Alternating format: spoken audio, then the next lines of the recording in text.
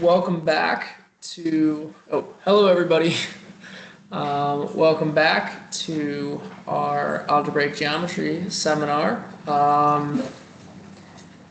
This is, what are we gonna, I guess base change required is what we've renamed this channel. So this will be the first video, really. We had like kind of a motivation last lecture. This will be kind of formal. So we'll go ahead and start with some definitions. So definition number one. So a category consists of objects and morphisms between objects.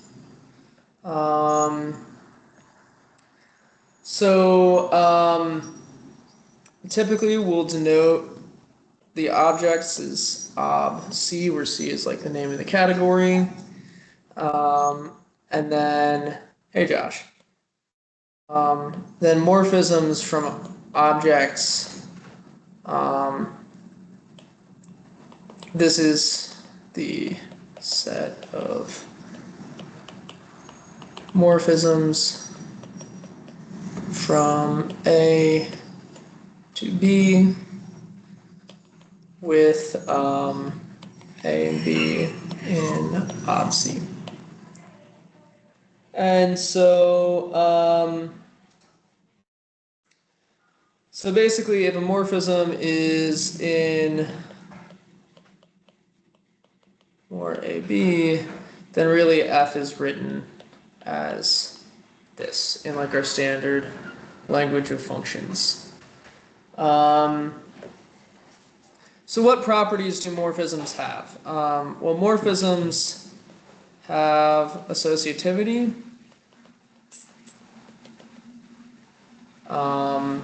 And I guess really before associativity, they have composition. So composition needs to be well defined. And in this case, you know, if you have F in more AB, G in more BC,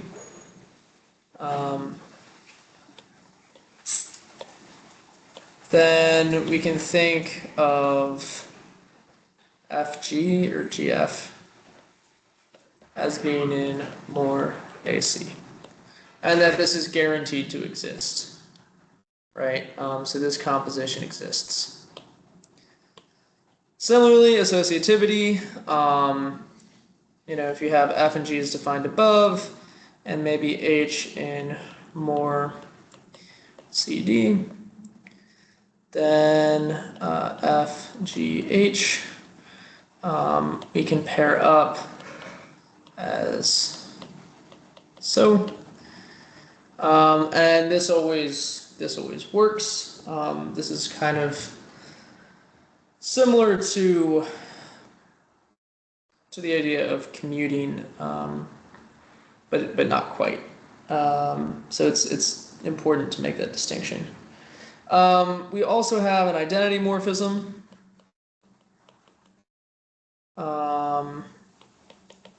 Which is in every single set of morphisms from an object to itself.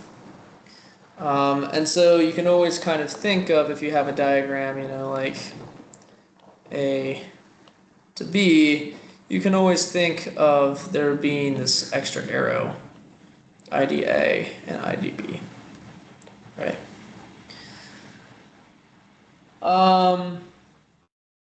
And I think that's everything. Yeah. So we have a notion of isomorphism between two objects in a category. So an isomorphism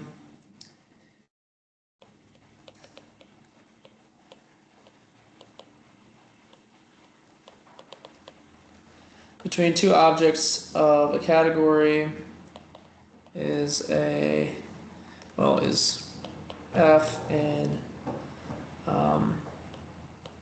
more AB such that there exists necessarily uniquely some morphism G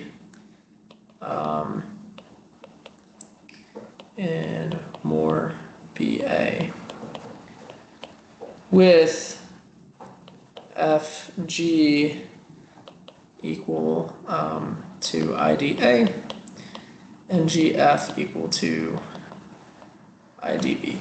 Now it's worth noting this can mean different things in different categories, right? So I talked about this last time, but you know, in the category of groups, an isomorphism falls pretty naturally out of a given morphism by surjectivity, injectivity, and homomorphism.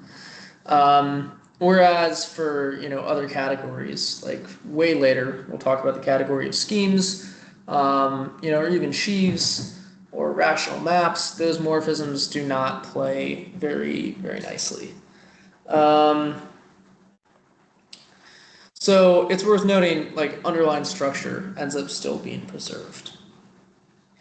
So prototypical example is like a set or groups or topologies or vector spaces or modules. We've kind of talked about this last time. An interesting example that I didn't bring up last time is the category of sets containing the automorphism group. So within set, or really within any category C, if you have A and C, then morphisms from A to A form the automorphism group of A. So typically endomorphisms are, you know, morphisms from something to itself. Automorphisms are bijective morphisms from an object to itself. So yeah, that's just one thing. Abelian groups form a category with group homomorphisms as morphisms. Modules over a ring, rings, topological spaces. All of the examples that I've kind of talked about are like very concrete ideas of categories. They're things that you've worked with that have like a lot of internal structure. But there's an interesting category that is kind of less concrete, which is a poset. So posets are actually a category. It is a set S with a binary relation such that we have reflexivity.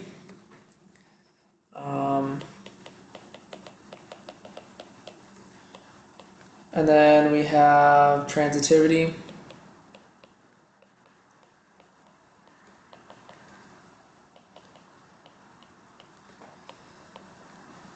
And then we have antisymmetry. And this is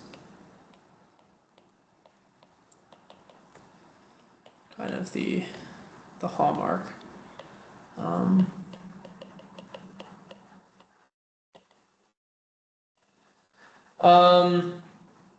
This is kind of the canonical discrete math way of thinking about posets, but we can also think of them as a category whose objects are elements of the set, and with a single morphism between things if, you know, x is greater than y.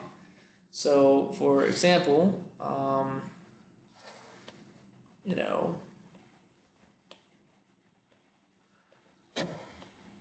x is greater than y is greater than z. Right, is a perfectly nice way of thinking about it. Similarly, we could have just something arbitrary. Now, it is true that this does end up relating back to other structures. It's just that we wouldn't see it in the commutative diagrams. A particularly interesting example is the Grassmannian, which induces Schubert varieties. But we're going to talk about that in chapter 7. That's a long way away. Yeah. The category of subsets of a set and the category of open subsets of a topological space also give categories by inclusion that look like this, just kind of dots and arrows. These are particularly used in like computational algebra because of like topics in homological algebra, which we'll talk about in a few lectures. So yeah, interesting examples, some concrete, some less concrete. Quick definition, a subcategory A of B, and I'm trying to make this very like script-ish, has ob A contained in ob B. Oops. It's worth noting there is a real question of, is ob A a set? The answer is usually yes. It's not always yes. Typically, if you want it to be a category, we call it a class, which kind of removes some of the set theoretic weird things going on in mathematical logic. Very often it works to just say it's a set though. And so in this case, we can use the subset notation without fail. And then similarly, more A is contained within more B. And the important part on the morphisms piece is that more A only has morphisms between objects in ob A. So yeah, like there is, oh, I must include the identity. Must include the identity morphism. For example, like the subcategory of rings you can think of as groups or even sets. So those work nicely. No, it's functorial to sets, but groups works fine. Groups works totally fine. Okay, so now we'll define functors, or the first kind of functor. So a covariant functor f from a category A to a category B is a map of objects f from ob A to ob B and morphisms f from more A to more B.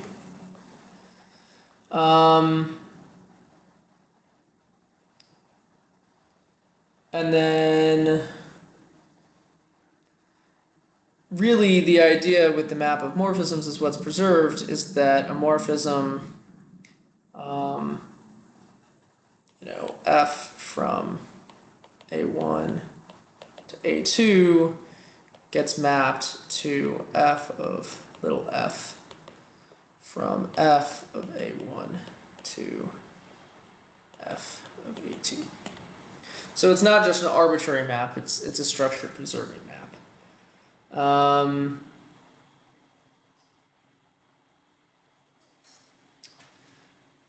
It also has to preserve identity morphisms, so like IDA gets sent to f of, or to IDF of A.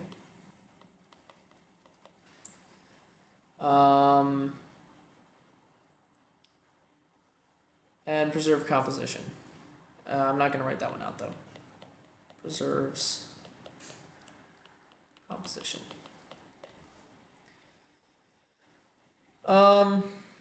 Okay, so examples, we'll have two trivial ones, an interesting one, and then a terrible one is, I think, the general way to do it. So we already talked about the forgetful functor, but like f from group to set just forgets the group structure. So this is kind of like a trivial example. Another trivial example is the identity functor, which is, from a category A to a category A, leaves everything the same. Let's see. Topological functors going to abelian groups. So like, this is kind of the interesting example. So a topological functor, can send pointed spaces to fundamental groups.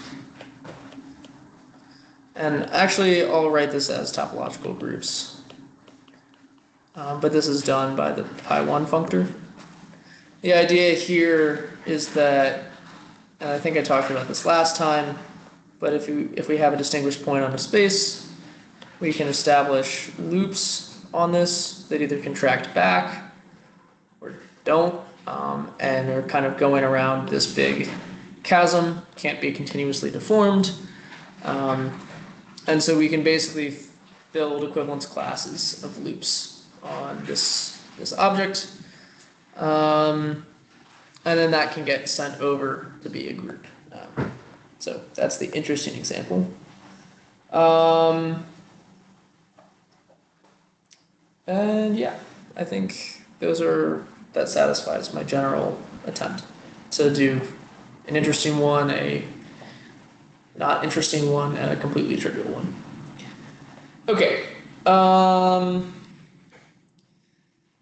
Yeah, composition of functors works the way we want it to. I won't formalize it. It just works the same way. Like it's a category, right? It's the category of categories. So it works the same way we want it to. That said, so a covariant functor f from A to B is faithful if for all A and A prime in ob A, the map of amorphisms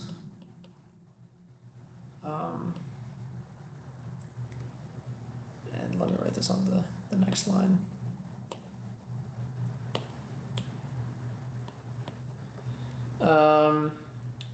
To more B, f of A, f of A prime is injective.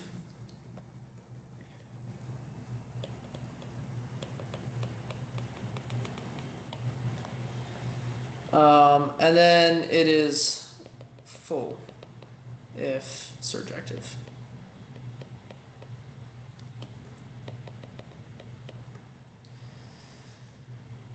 Okay, a subcategory is a full subcategory if the morphism sending it by inclusion back to its original category is surjective.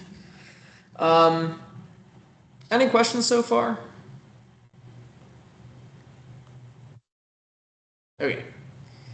So then there's this thing, a contravariant functor.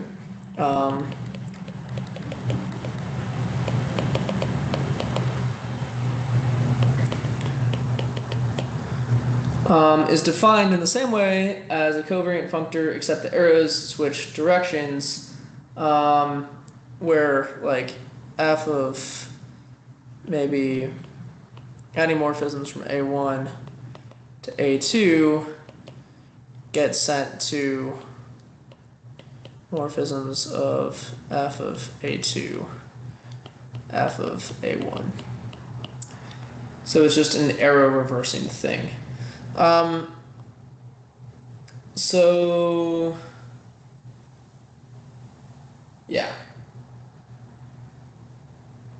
In this case, like a good thing to note is that f of M2 composed with M1 is now f of M1 composed with f of M2.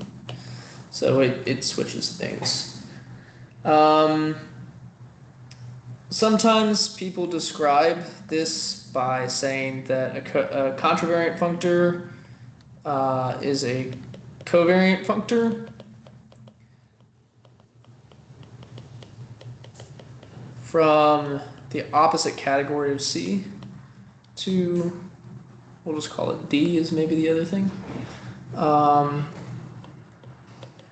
where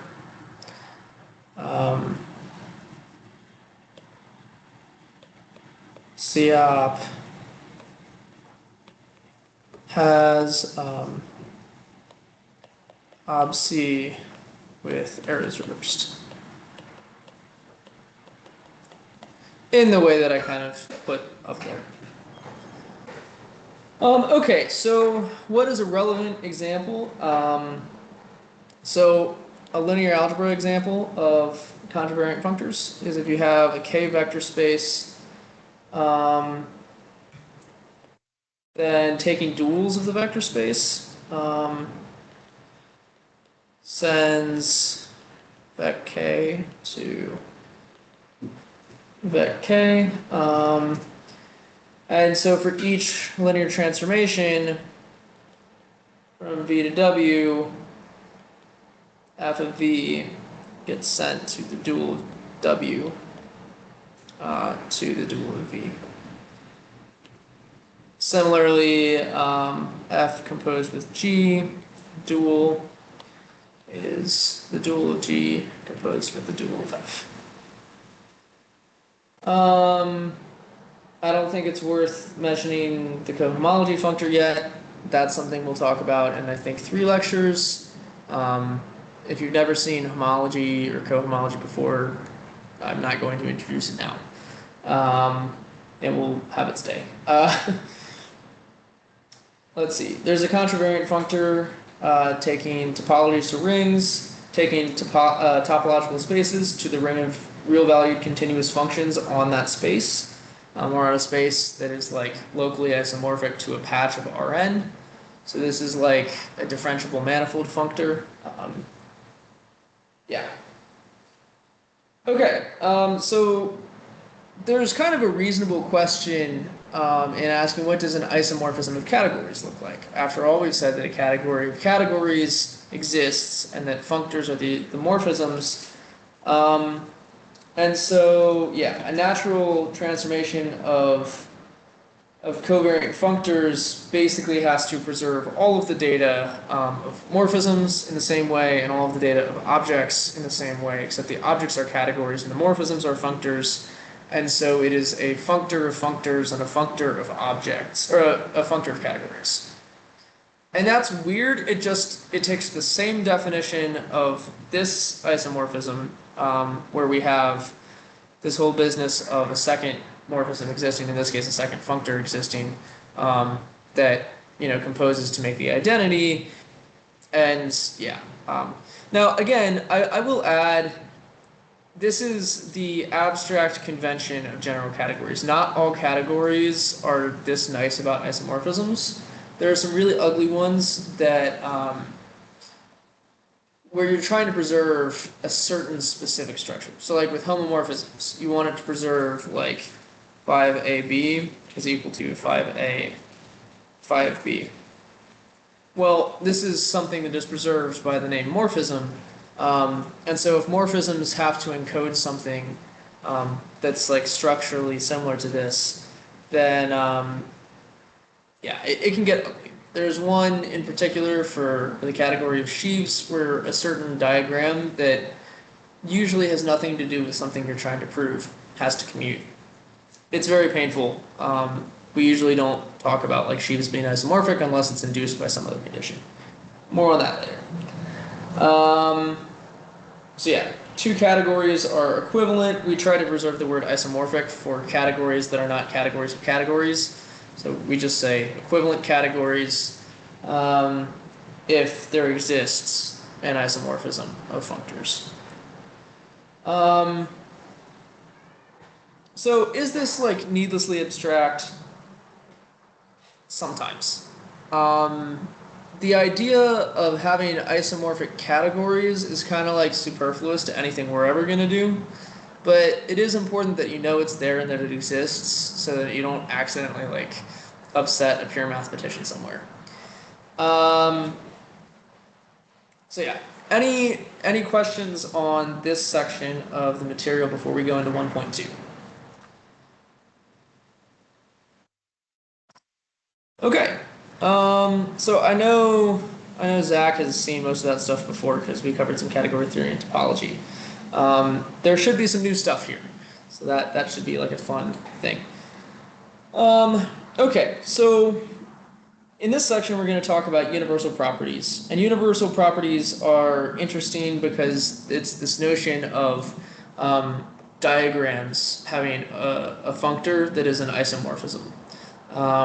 And so basically, if you have this diagram in one category, you can have this diagram in any category, and they kind of share properties. Some very important concepts for homological algebra are these things called initial and final objects.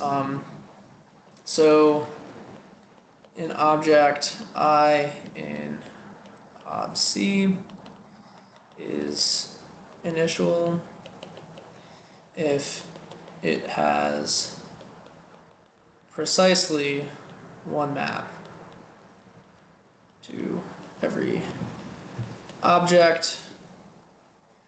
Congruently, F is final if it has precisely one map from every object. And 0 is a 0 object if it has basically it's both initial and final. And I kind of didn't, when I first went through this, I was very confused because I was like, well, you could come up with something that is like initial and final that is not the 0 map. And the answer is basically no, right? The only case that you can do that in is in the case of a category with one object. And that is kind of very difficult to construct. So the reason why we call it the 0 object is because literally it is 0 and anything it goes into, it's just taking 0 to 0 and nothing else, right? So if you have a map 0 into an object A in some random category, like let's say vector spaces, well, what is this morphism? This morphism is the 0 vector, right? In the category of groups, what is this? It's the identity, right? In the category of rings, it's 0. In the category of modules, it is 0, but dimension scaled. You know, so it basically it is 0 for all intents and purposes. We're going to see it when we talk more about like sequences, which are really important for what we kind of use to study modern geometry. So I just wanted to clear that up. We have a notion that these things are unique. Now, this is kind of a weird thing to say because we are going to have sequences that are displayed, and if you've seen like the snake lemma, for example, you know that 0 goes at both ends, and so you might be thinking there's no way that like we're thinking of that as initial and final and unique, and like it's just a big circle. We don't really treat it that way. Is 0 the same on both sides of the snake lemma? Yes. Do we treat it like being the same thing when we actually evaluate kernel, co-kernel, and image? right? So like we're going to see short exact sequences pretty soon that look like this, or we'll see like initial objects that look like z going to the p-adic integers, where it's like z to zp squared to, right? And it's like this, and you could maybe say that if p is 2, then like maybe we could also send 2z, or 2z would look like this. But really, it's just there's an arrow that goes to any initial or final object that is a unique isomorphism. And so there's this phrase that Vakil throws around a lot, if you have the paper copy, that says things are unique up to unique isomorphism. And what this means is that if you have some situation like this, what is going on is that these morphisms commute exactly, and that if you were to take any invariant of it, not only would these objects behave in the same way with respect to this sequence, but so would the morphisms. And so this was something, I don't know, that just seems like a confusing way to say that. But when we say unique up to unique isomorphism, that's what we mean. So typically we say the initial object or the final object. Yeah. It's worth noting, these are I like to try and give, trivial example, interesting example, terrible example. The easy example is 0 to 0. That's trivial. Clearly initial, clearly final. Category of single object, right? And then short exact sequence of, let's just say, A modules. All right, that's interesting. Terrible example, p-adic integers.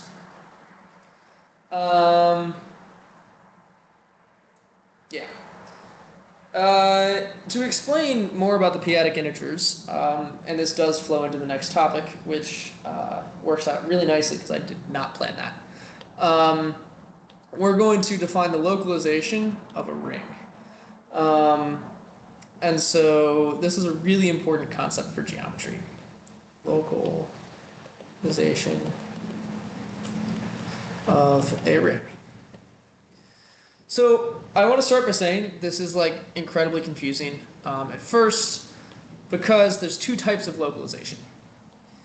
Type 1, we say that let S be contained in A, be a multiplicative subset.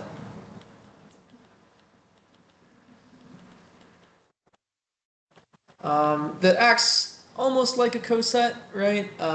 You can think of it like when we multiply in 2z, right? It is acting as a multiplicative subset, we just don't write the brackets around 2. But we could just as easily, if we were talking about 4z, we could write in 2, 4 in brackets, and we would still be talking about 4z. So that's an example. The localization at S of A is denoted two ways that are both completely equivalent, but S inverse A or A localized in S. And both of these are the same thing, and what they really mean is it is all of the elements of A over S, such that A is in A and S is in S. Okay, that's kind of nice. What's an easy example of this? Okay, well, Q is equal to Z inverse times Z.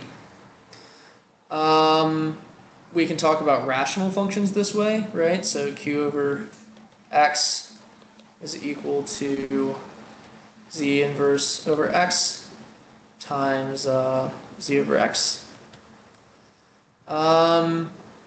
And this is really good for building fractions, except I'm realizing that this is not really the right way to think of it. I mean, this is, okay, this is right, but this is misleading. and for a reason that you just pointed out. Okay, thanks. So this is why the second type of localization exists.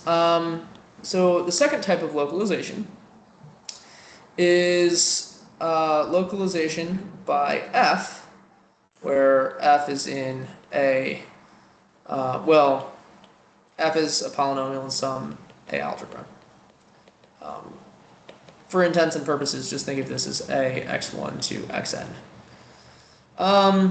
Well, what this really is it is looking at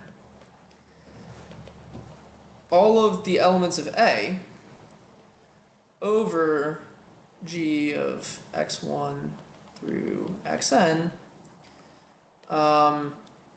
such that g is not in the ideal generated by f, which looks a lot like linear combinations of 1, f squared, f cubed, off to infinity.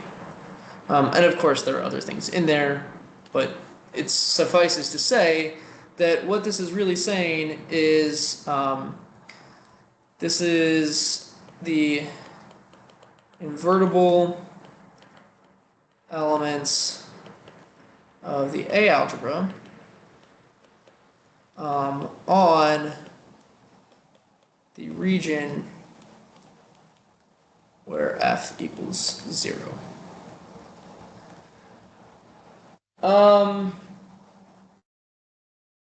Okay. Oh, and I'm realizing just now I did something slightly confusing. Let me just say that it's not this. Hold on.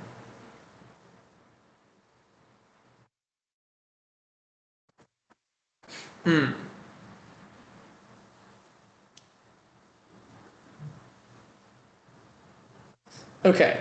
No, this actually, I'm sorry. I was very unclear about this. This is you are localizing by these specific things. So this is invertible elements on the region where the A algebra is not 0. I'm sorry, I got confused. Universe of Europe. Yeah. So this is a special case of 1. And I'm really sorry that I made that so unclear. I really built that up to be a whole big thing. Right? But if we're thinking of this as an A algebra, this is what like localizing by this looks like. This does give us a geometric picture, though, of avoiding all of the spots where f zeroes out. The second type of localization, and again, this is really what I meant to say, is that if P is a prime ideal of our A algebra, then AP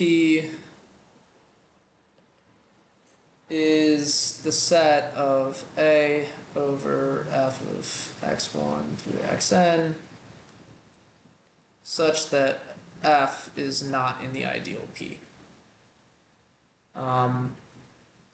A kind of nice way to think about this is if you ever see like A of f like so floating around, then what we really mean is A over G, where G is not in F.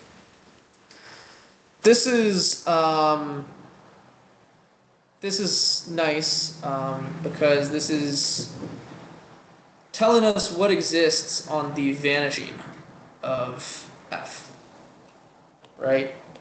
So these are elements of A divided by stuff which exists on the vanishing of F, but really on the ideal generated by F. So equivalently, and this is a very intentional setup, A localized at X is the same thing as A localized at X squared. Is the same thing as A localized at X cubed, because fundamentally what we can't have is A over some multiple of X. Otherwise, it's going to be a over 0 at 0, 0. So all of these things correspond to functions which have a non-zero value on the origin. What about x to the 0? That's a good question. That is not included in this type of localization. So yeah, so 1 is not in here. And that is kind of like a weird notion, but yeah, 1 is not included in all of like the denominators. Yeah.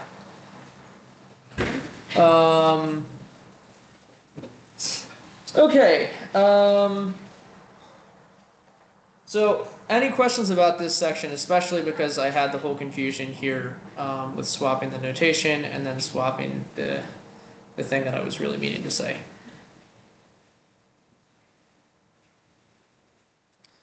Okay. If there are no questions, then we have a quick theorem, which is that for the first type of localization, the map A to S inverse of A, and I guess I maybe should write this as just a regular map, is injective if and only if S is an integral domain. Actually, no. That is a very strong condition. I'm going to X that out. I'm going to say that S contains no zero divisors. Because we can absolutely multiply in subsets that that are not rings. So yeah, that's kind of a dumb thing to say. Contains no zero divisors. One can imagine zero divisors existing outside of the context of rings explicitly. The easiest one, although it does still involve rings, is an A module. Trying to think of something else, like in the... Okay, I can't think of anything that doesn't require a ring somewhere or a group somewhere. But yeah, I mean, I guess you could use groups because then that's not an integral domain. That's a word for rings. So like groups. Okay. You all are familiar with zero divisors. The more useful part of this theorem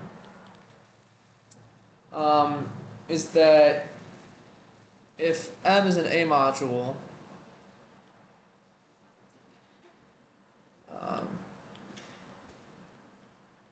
if M is an A module, A is, I guess A non-zero is a non-zero divisor if and only if multiplying by A on the right as a map from A module to A module is injective.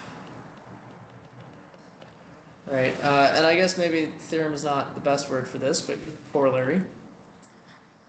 So what are we saying? We're saying that this just applies nicely down to A modules, and that if we care about something like invariance under scaling on the right, we can analyze it through this map. Equivalently, if you know what an exact sequence is, multiplying by A is exact at the highlighted portions.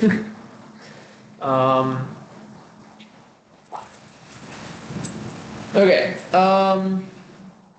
So as a definition that won't show up for a very long time, but you will see as a very different definition in 5 chapters. If A is an integral domain and S is A minus 0, then S inverse A is K of A is the fraction field of A. So, for example, this is really what I meant by Z over X here, was that this should be the fraction field. Um,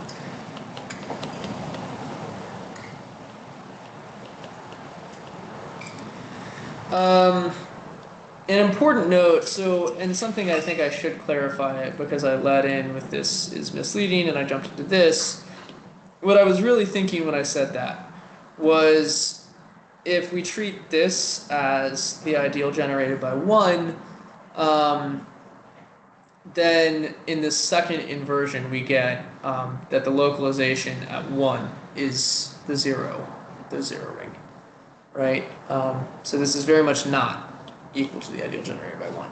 However, if we treat it like that, we see that there are two very clear different kinds of localization, and that was what I was trying to motivate. So sorry about that. Okay, so is there a universal property of localization? Yes, because otherwise I wouldn't have brought it up. So universal property of localization.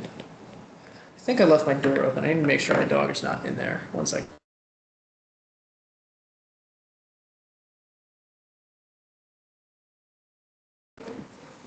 Sorry about that. He's fine. Okay, universal property of localization. What does it look like as a diagram? Okay, so if you guys remember the Freyd-Mitchell embedding theorem, it means that diagrams happen universally through A modules. So let M and N be A modules.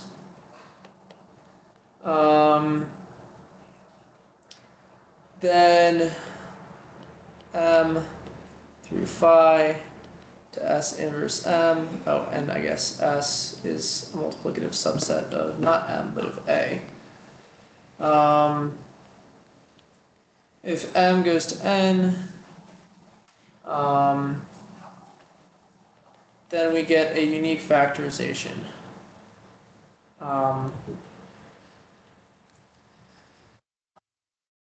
And so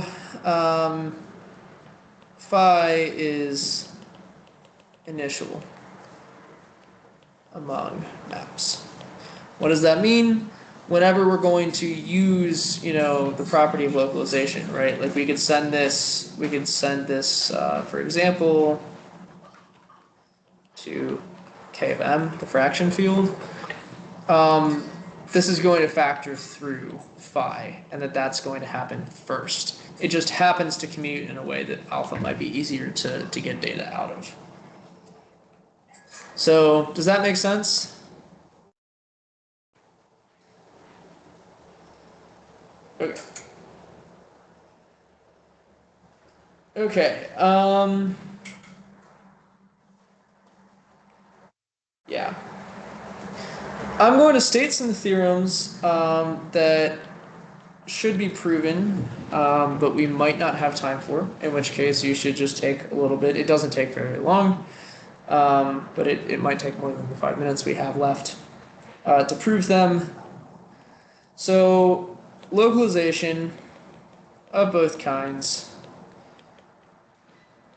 commutes with finite products. What do I mean by this? AI localized at F, or equivalently at the ideal generated by F, or not equivalently, alternatively ideal generated by F, is equal to the product of the AI, and I guess I should specify A equals 1 to N, I equals 1 to N localized at F, or ideal density. Okay. In other words, we can describe an isomorphism. Okay. Localization commutes with arbitrary direct sums. So in categories where direct sums are direct products, this gives us some very nice properties. But the direct sum I and I of AI localized at F is isomorphic.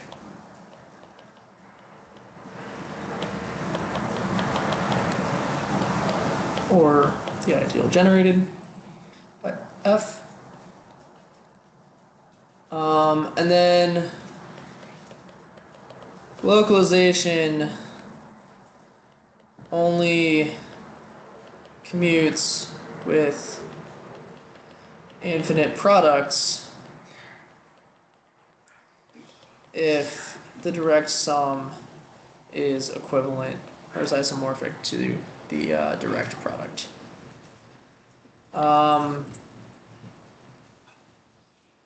So these are kind of not super hard to do because you can very quickly come up with a map. And so here's my hint since we only have the 5 minutes. You want to come up with a map. We'll just say phi. Hold on.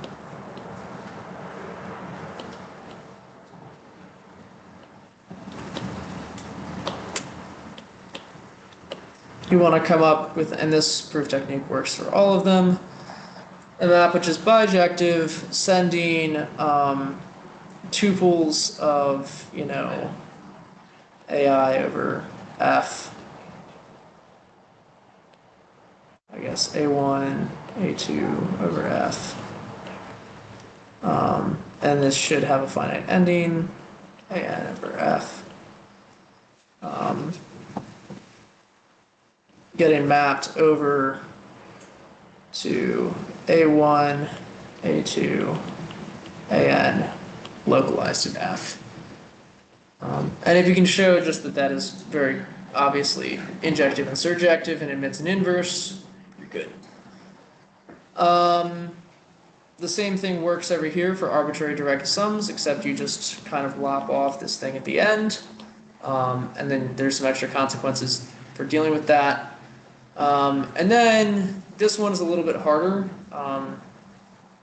So it might be worth just spending some time thinking about that because that's a good example. Okay.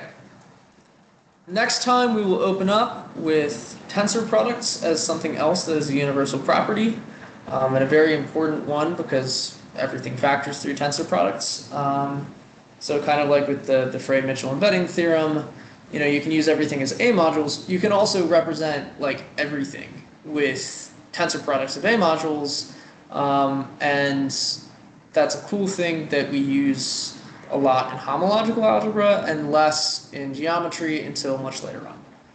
We'll also talk about fiber products more formally, even though we did already talk about them a little bit, and then we will tackle the base change diagram of pain and suffering, which is really something. It's a lot of fun, but it takes a while. Okay, cool. Well, thank you so much. I'm going to go ahead and stop the recording. All right.